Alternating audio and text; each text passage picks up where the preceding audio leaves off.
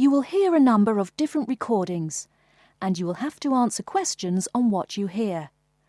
There will be time for you to read the instructions and questions, and you will have a chance to check your work.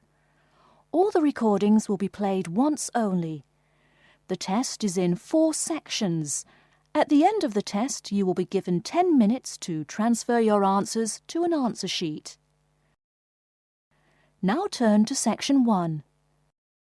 Section 1. In addition, they're meeting the demand for round-the-clock service in an age of global interaction. First, you have some time to look at questions 1 to 5.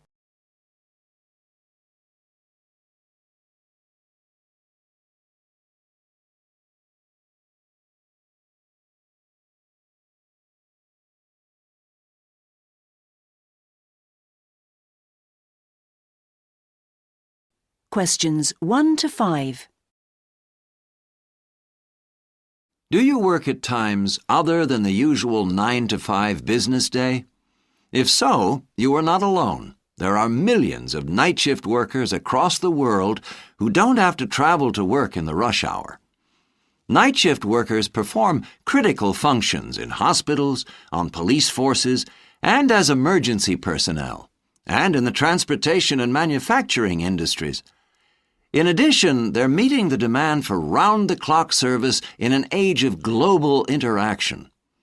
In the USA, for example, more than 22 million people work night shifts, and that number is growing by 3% each year. However, night shift workers still need to get a reasonable amount of sleep. When shifts fall during the night, 11 p.m. to 7 a.m., the worker is fighting the natural wake-sleep pattern.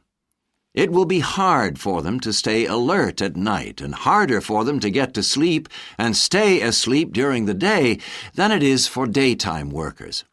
Night workers get less sleep than daytime workers do, and the sleep is less restful. Sleep is more than just beauty rest for the body. It helps restore and rejuvenate the brain and organ systems so that they function properly. Chronic lack of sleep harms a person's health, on-the-job safety, task performance, memory, and mood. For humans, the desire to sleep is strongest between midnight and 6 a.m. Many people are alert in the morning with a natural dip in the mid-afternoon. It's not surprising that 10 to 20% of night shift workers report falling asleep on the job, usually during the second half of the shift. That's why people who work all night may find it difficult to sleep for part of the day, even though they're tired. If you're a night worker, there are several steps you can take to help you fall asleep and stay asleep. First of all, wear dark glasses. If you put these on just before leaving work, it can help enormously. They'll get the eyes gradually used to the dark and make it easier to fall asleep when you get into bed. In addition, take a bath just before getting into bed. This will soothe and relax you, preparing your body for sleep. Last but not least, unplug the telephone. There's nothing worse than having your much-needed sleep interrupted by a casual caller. Before you hear the rest of the conversation, you have some time to look at questions 6 to 10.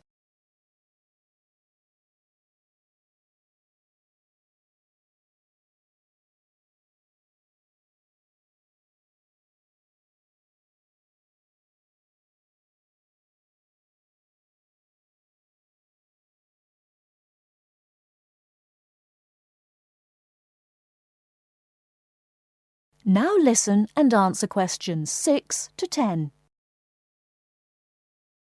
Night shift workers face special problems in trying to maintain family relationships and social and community ties because they have to work antisocial hours. It becomes difficult to balance work, sleep, and personal time. The need to sleep during the day could mean night shift workers have to miss out on family activities. But this doesn't have to be the case. With a bit of effort, it should be possible to reschedule some of them. But night shift workers must try to have a regular sleep schedule, even on weekends. However, if they can't get enough sleep or feel drowsy, naps can also be helpful. 20 minutes is about right. Naps shorter than that, perhaps 5 minutes, are not really long enough. Some people feel groggy or sleepier after a nap. These feelings usually go away within 10 minutes, while the benefits of the nap may last for many hours. Night shift workers should try to have someone to work with, someone they can chat to while they're working. This work buddy can help to keep them alert. Whatever they do, they mustn't operate machinery when feeling sleepy. To help guard against this, they should exercise during breaks and eat 3 normal meals. Finally, most night shift workers find that the worst time is the period around 4 a.m. This is a natural low for all humans, and workers especially should be aware of it. If you want to know more about how to handle working on the night shift, then take a look at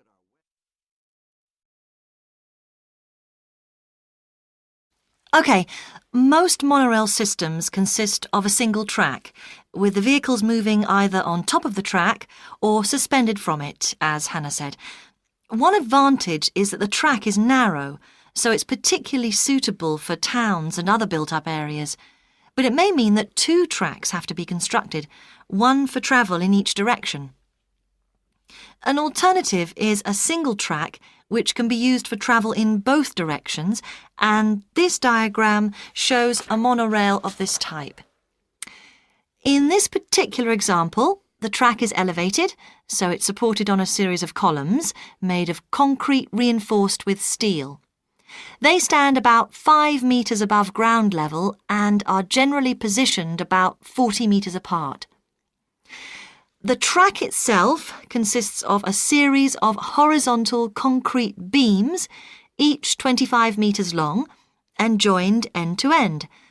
They're 2 metres wide and almost as high. They're hollow to reduce their overall weight, so part of the internal space can be used for data cabling. There's enough room on the top of the track for people to walk along it in an emergency, and handrails can rise to provide support for people using it. As this is a 2-way system, each side of the track supports a car. The cars are a bit like balconies on the side of a building. They're cantilevered from the side of the track, and because their weight is balanced, they can't fall. But unlike balconies, of course, they can move. The car is connected with the track by several operating units called bogies. These are what make the car travel, and each one contains a range of equipment, including an electrically powered motor, a braking unit, and 3 sets of wheels, which engage the car with the track. So, with this system, there's one track, and the big advantage is that it can have cars travelling along it in both directions at the same time. Right. Thank you, all of you. Now let's open it up to questions.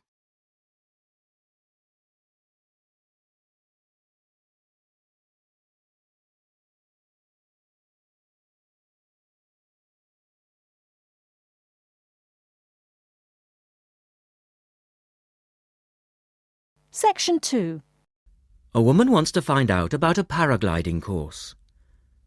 Listen to the conversation between the woman and the man and answer the questions. First, you have some time to look at questions 11 to 17.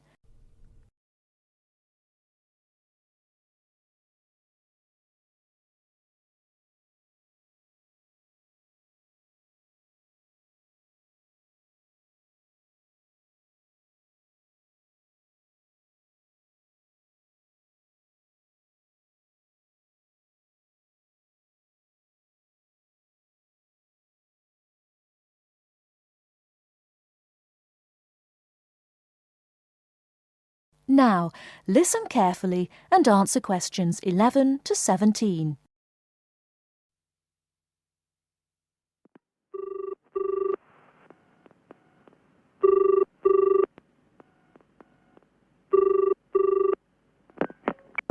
Hello, Paraglider's Paradise. How can I help you? Oh, hi. I'm interested in doing a course in paragliding. Which course are you interested in? Well, I'm not sure. What's available? Well, we've got the introductory course, which lasts for 2 days. Okay. Or there's the 4-day beginner's course, which is what most people do first. I'd tend to recommend that one. And there's also the elementary pilot course, which takes 5 to 6 days depending on conditions. We might try the beginner's course. What sort of prices are we looking at? The introductory is $190. The beginner's course, which is probably what you'd be looking at, is $320. No, sorry, $330. It's just gone up.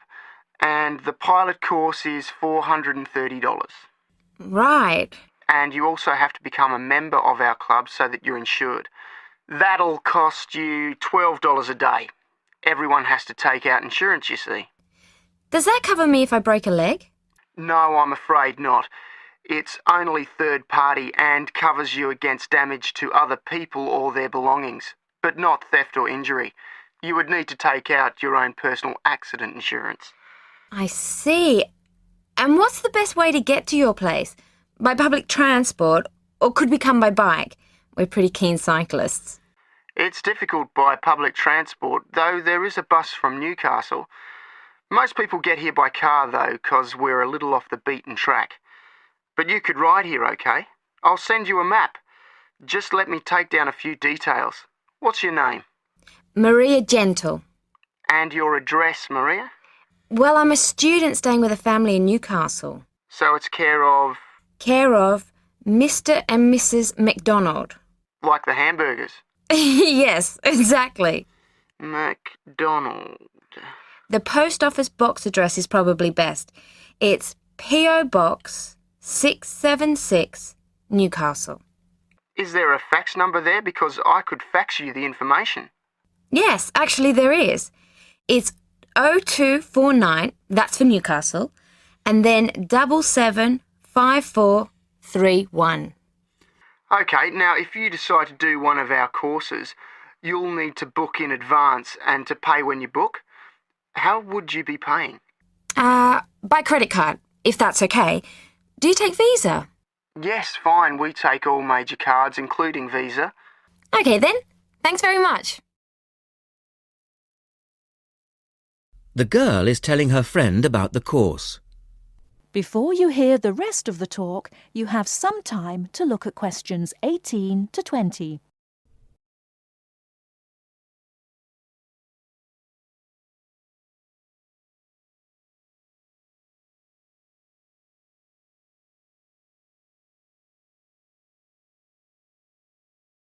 Now listen and answer questions 18 to 20. Hi, Pauline. Hi, Maria. What's that you're reading? Just some information from a paragliding school. It looks really good fun. Do you fancy a go at paragliding? Sure. Do you have to buy lots of equipment and stuff? Not really. The school provides the equipment, but we'd have to take a few things along. Such as? Well, it says here, clothes, wear stout boots, so no sneakers or sandals, I suppose, and clothes suitable for an active day in the hills. Preferably a long-sleeve t-shirt. That's probably in case you land in the stinging nettles. It also says we should bring a packed lunch. We do not recommend soft drinks or flasks of coffee. Water is really the best thing to drink. We need to bring suntan lotion and something to protect your head from the sun. Okay, that sounds reasonable. And where would we stay? Well, look, they seem to operate a campsite too, because it says here that it's only $10 a day to pitch a tent. That'd be fine, wouldn't it? And that way we'd save quite a bit, because even a cheap hotel would cost money. Or perhaps we could stay in a bed and breakfast nearby. It gives a couple of names here we could ring. I think I might prefer that. Hotels and youth hostels would all be miles away from the farm, and I don't fancy a caravan. No, I agree. But let's take a tent and pray for good weather. Okay, let's do it. What about next weekend? No, I can't. I'm going on a geography field trip. And then it's the weekend before the exams and I really do need to study. Okay then, let's make it the one after the exams. Fine. We'll need a break by then.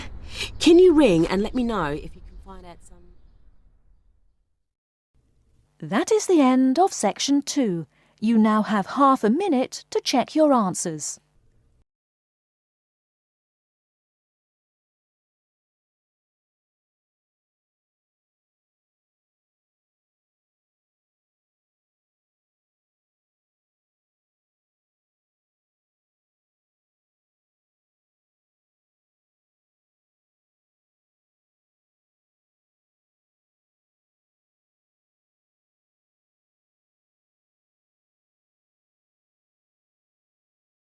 Section 3.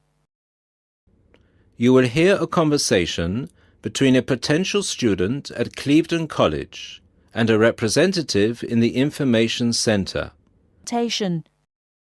First, you have some time to look at questions 21 to 24.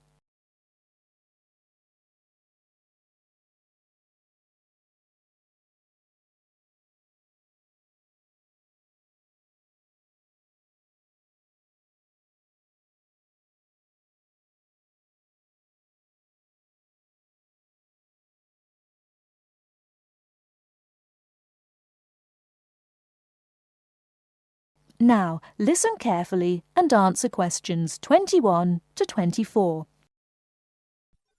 Good morning, Clevedon College. Can I help you? Yes, please. I'd like some information about evening courses this term. OK. Which subjects are you interested in? 2 subjects, actually. Languages and computer skills. OK. What languages are you interested in? Actually, I'm not sure. I have to fulfill a language requirement for school, but I haven't really decided what language to study. How many language courses do you run each week? We have 2 every night, from Monday to Friday. I'm sorry, but would you mind going through the schedule for me? Which language on which days? Not at all. Monday to Wednesday are modern European languages, French, Spanish, German, Dutch and Polish. Thursday night, we offer ancient languages, Latin and ancient Greek. And on Friday, we finish off with the Asian languages of Hindi and Bengali. Monday to Wednesday, modern European. Thursday, ancient languages. And Friday, Asian.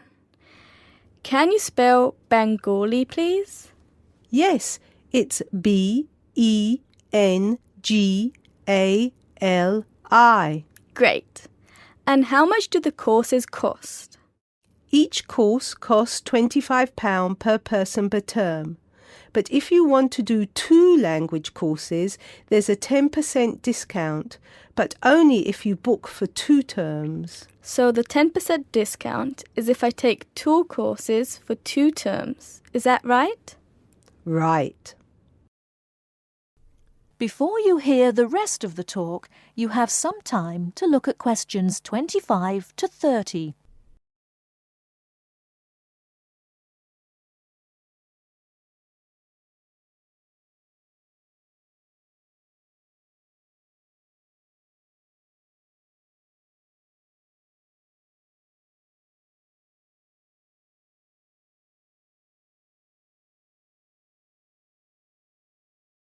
Now listen and answer questions 25 to 30. Would it be possible for me to book my classes right now? No, sorry, the computer's down. What I suggest you do is call extension 9694. Oh, no, sorry, 6994 after 6 p.m. and ask for Mrs. Johnson. I'm sorry, I didn't get that. Did you say 6994 after 6 p.m? Yes, 6994. Please ask for Mrs. Johnson. Thanks. OK. Can we now look at the computer skill courses? Yes, of course. Computer classes always start in the first week of the month, And the way it works is we offer one computer class for the entire month. So you might spend 1 month on databases, another month on Excel, and so on. Classes meet once a week on Tuesday afternoons. The next class starts February 1st. Okay, so for the upcoming month, February? February is going to be databases. There are 24 places still free on that course, and it costs £40 per person. February, databases, 24 openings, £40. Okay. Excel starts in March, and that's nearly full. Only 4 slots left. It's £45. Okay, Excel. March. Only 4 slots left. Got it. April is Outlook. That is never as popular since it costs so much more, but you get a free CD. It is £60 for the month, and there are 19 places left. Okay, April. Outlook, £60. Is that it? No. On the 3rd of June, we start a Word course. We have 16 vacancies for that at the moment. It's also expensive at £55. 3rd of June, Word, 16 vacancies, £55. Now, do I call the same number to book a place in one of these classes? No, you have to call Mary Jones, I think. Yes, Mary Jones. Extension 9623. Sorry, could you repeat that number? Yes, extension 9623. Please call her before 6 p.m. Okay, many thanks for all your help.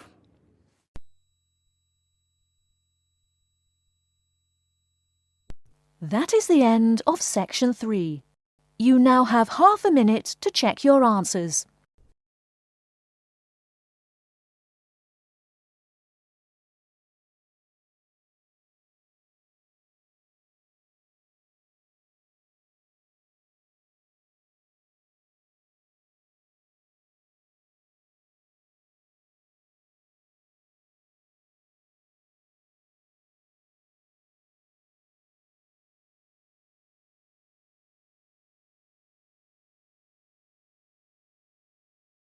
Section 4. You will hear a telephone conversation between a woman and the secretary of a cycling club. First, you have some time to look at questions 31 to 40.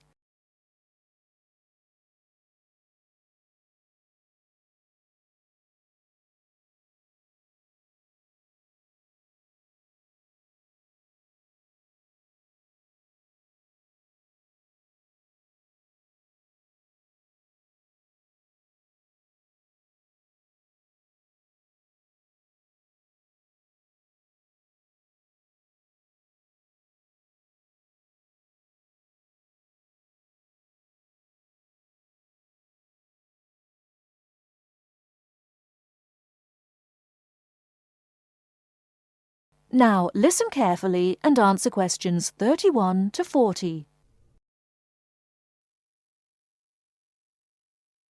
Cuxford Cycle Club? Oh, yes, hello. I'm calling to inquire about joining the club. Fine. What would you like to know? Well, I wanted to get a picture of what the club is like.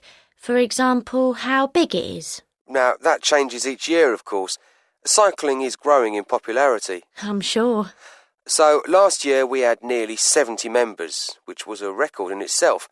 But this year, there are 76 people on the list, and I'd say at least 60 of them come to events regularly.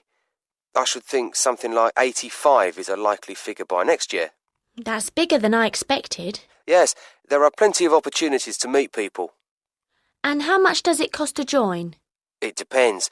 £40 is for standard members, and there are reductions for certain categories. For example, veteran and youth members pay £10 less, £30. And family membership works out at £25 per head. All those charges are per year. And youth means? Under 18. Oh, that covers me, at least at the moment. Then for safety reasons, your application will need to be endorsed, so your teacher or parent needs to sign your form. No problem. So what happens after I've sent the form in to you? We deal with it and get a confirmation of acceptance with a membership card out to you in 3 weeks. And then you're ready to ride. It lasts a year, and we send you a renewal 1 month before it's due to expire. OK. And can you tell me something about the activities you do? Yes, there's a range of things to reflect the varied membership. There are the family rides, which are pretty popular, held every month, and that might get increased to every 2 weeks. I don't know if that's really for me. You might prefer the Saturday rides, which are more popular with the youth members. We don't go huge distances, 100 kilometres or anything like that. 60 kilometres is about average, but the pace is fairly brisk. Let's hope I'll be able to keep up. Oh, actually, there's something I should have mentioned before. We've got to be sure everyone's bike is roadworthy, so you'll need to have your bike checked and obtain a safety certificate for it. Most bike shops will do that for you. Fine. Do you do any longer tours, like holidays? Yes, there's a camping tour at least twice a year. There's one on July the 14th, though it'll get booked up very soon. If you miss that, then there's another on August the 17th. Oh, good. But obviously there's plenty going on before then. You might want to come along on May the 5th. Your membership should be through by then, and that's when we have a picnic. Everyone brings some food to share, and we go out to the hills and eat there. That sounds fun. I'm going to fill in my form as soon as I get off the phone. And a further benefit of membership is the discount with wheels. The shop on Mill Road? Yes, the manager's a member of the club, and he'll give you a 15% reduction. It means membership can pay for itself. Great. Well, you'll be getting my form soon. Good. I look forward to meeting you. That is the end of section 4.